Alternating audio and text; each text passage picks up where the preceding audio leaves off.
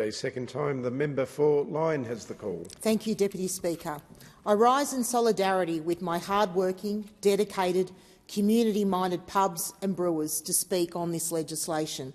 Legislation which does the absolute bare minimum to aid them and their industry, and does absolutely nothing to address the significant issues that exist within the alcohol excise system. The bill could have been a lot more than what it is.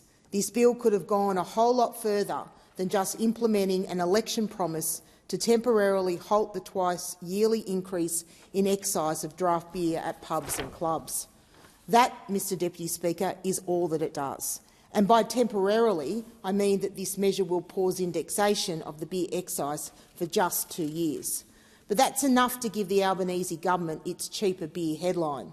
Should the beer drinkers of Australia rejoice? Well, the actual monetary significance of the measure amounts to just 2/5 of not much.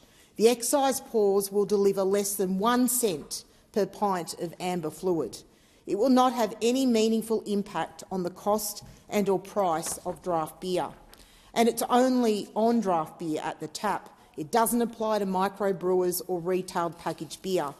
The reality is that this bill fails to address the Albanese Labor government's cost of living crisis and ignores the deeper issues with the alcohol excise system. What they haven't said is that this hidden tax has gone up every 6 months for the last 35 years, something like 85 times, and they are not going to look into this whole alcohol excise issue. Another point is that this intention was announced during the election, and it was meant to be applied in time for the excise increase on the 1st of August. But we're only getting to the bill now. Why the hold-up? And why just a pause on tap draft beer? Why not packaged beer, tap spirits and the like?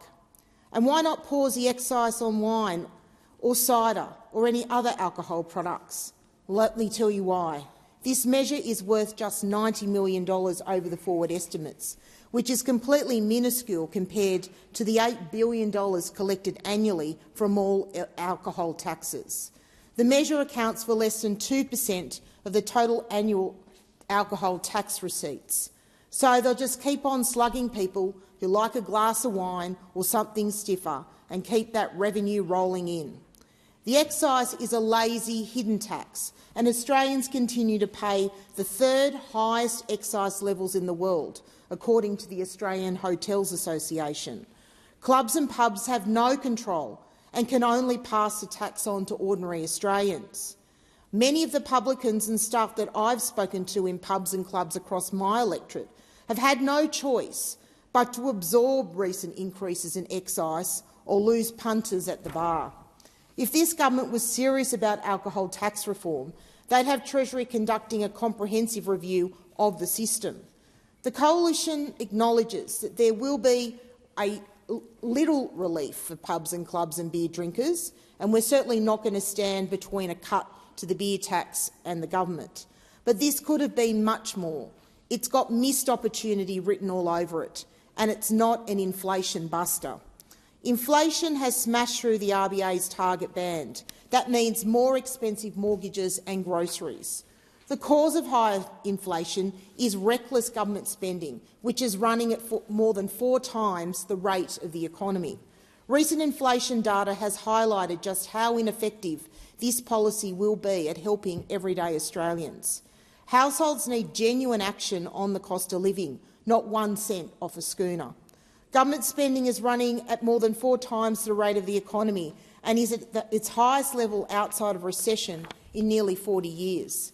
This government's unfettered spending is keeping inflation higher for longer, while Australians pay $50,000 every minute in interest on Labor's $1 trillion debt. Because of Labor's economic vandalism, households are paying 15% more for food, 15% more for health, 19% more for housing, 37% more for insurance and nearly 40% more for electricity. The RBA is now in an impossible position, with both inflation and unemployment running higher than forecast. The Treasurer has his foot on the accelerator and an eye out for the headlines, while the RBA Governor Michelle Bullock is looking for the handbrake. Mortgage holders are paying $1,800 more a month since the Albanese government came to power, with 12 rate rises and only 3 cuts.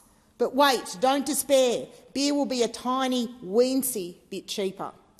Everyday Australians are footing the bill for this government spending spree in their tax returns, electricity bills, mortgage statements and their growing difficulty in finding a job.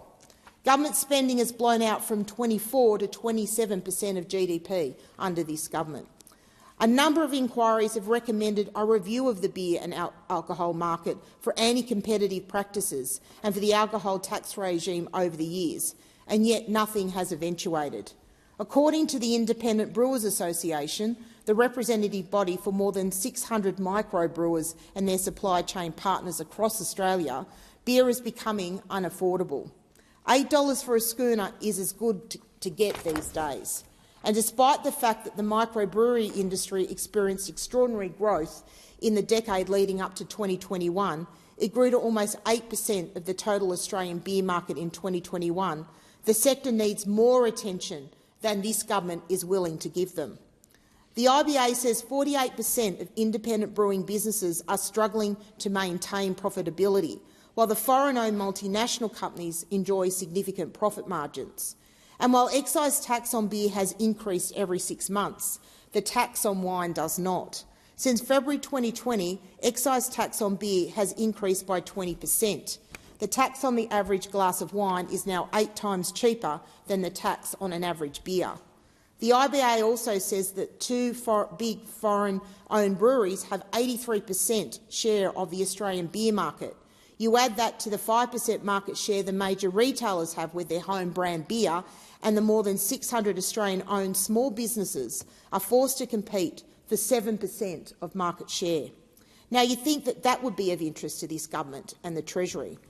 I know it's of interest to the owners of the Coastal Brewing Company at Foster in the Lyne electorate, David and Helen Black, who just recently won the Champion Lager and Champion Pale Ale at the Royal Sydney Beer and Cider Show, along with 2 gold medals, 5 silver medals and a bronze medal.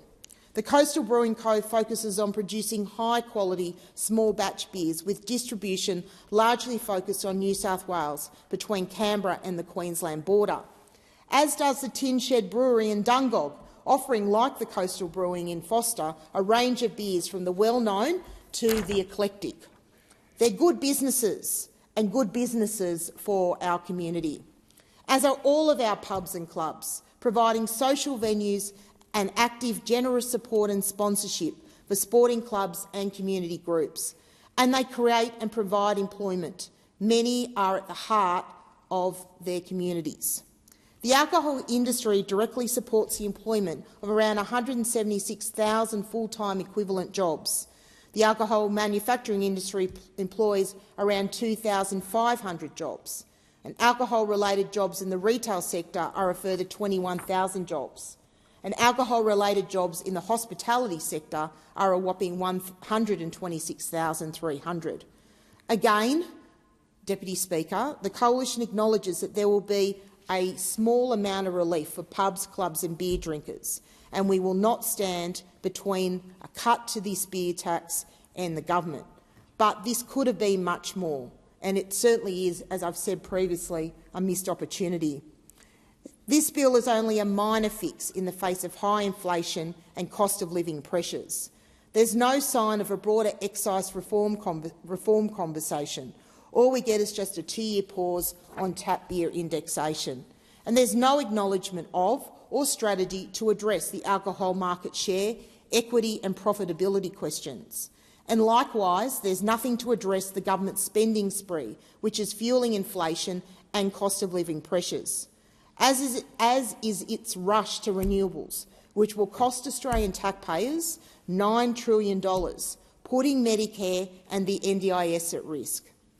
Mr Deputy Speaker, what should really be at the front of mind for the Albanese government is genuinely addressing cost of living pressures, not policies that are putting further pressure on the cost of living.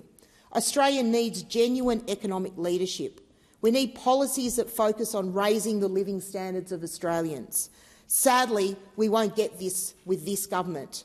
We will need the strong economic management of a coalition government for that, something many of my constituents are very impatient for. The question